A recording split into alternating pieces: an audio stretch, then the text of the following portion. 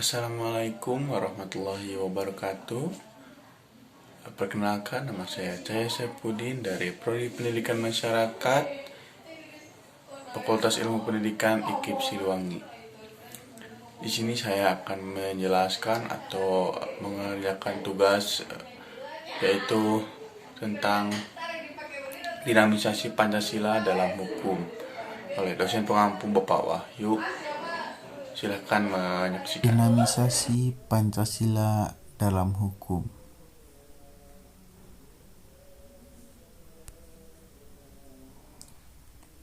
Apa itu dinamis? Secara umum, selalu bergerak mengikuti perkembangan zaman, penuh semangat dan tenaga, sehingga cepat bergerak dan menyesuaikan diri dengan keadaan sekitar. Maksudnya Pancasila ini dari dulu sampai sekarang terdapat nilai-nilai yang sesuai dengan norma dan kebiasaan masyarakat.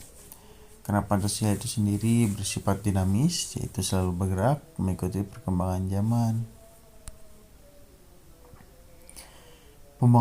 Pembangunan hukum nasional perlu dilakukan dengan melalui beberapa pendekatan. Ada pendekatan kebijakan, pendekatan religius, serta pendekatan nilai.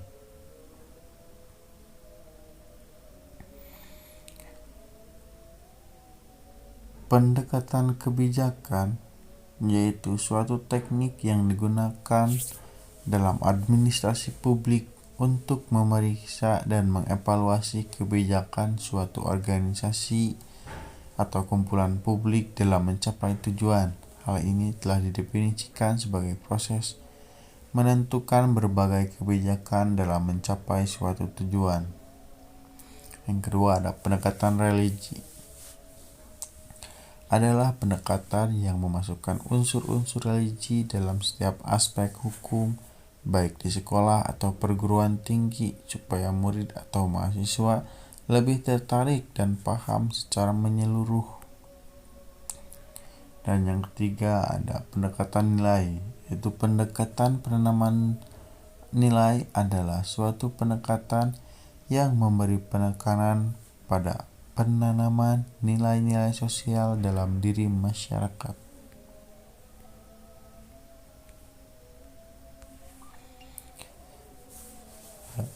Pendapat Mahfud MD. Produk hukum senantiasa berubah dan diubah sesuai dengan perkembangan zaman dan perubahan masyarakat, karena hukum itu tidak berada pada situasi vakum. Maksudnya bahwasanya Pancasila itu bersifat fleksibel sehingga bisa menyesuaikan dengan perkembangan zaman. Pendapat menurut Ismail Saleh bahwa dengan dijadikannya Pancasila sebagai dasar dalam pembangunan sistem hukum nasional, maka di dalam sistem hukum Indonesia tidak boleh ada pertentangan nilai antara hukum tertulis dan hukum tidak tertulis. Pada dasarnya, pembangunan hukum nasional adalah melakukan rekonstruksi hukum agar sesuai dengan jiwa atau kepribadian bangsa Indonesia, serta dalam upaya mengikuti perkembangan masyarakat. Oleh sebab itu, pembangunan hukum nasional harus mendasarkan pada nilai-nilai yang hidup dalam masyarakat, yang meyakini kebenarannya dan mengikat masyarakat.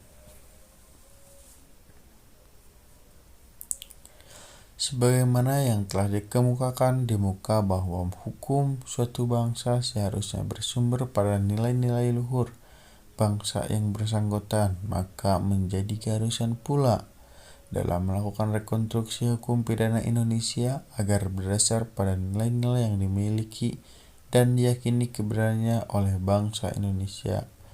Hal itu dikarenakan nilai-nilai tersebut memberi warna yang menjadi jati diri bangsa Indonesia yang telah membedakan dengan bangsa-bangsa lain, serta nilai-nilai tersebut dapat mewujudkan keadilan yang lebih sesuai dengan keinginan bangsa Indonesia.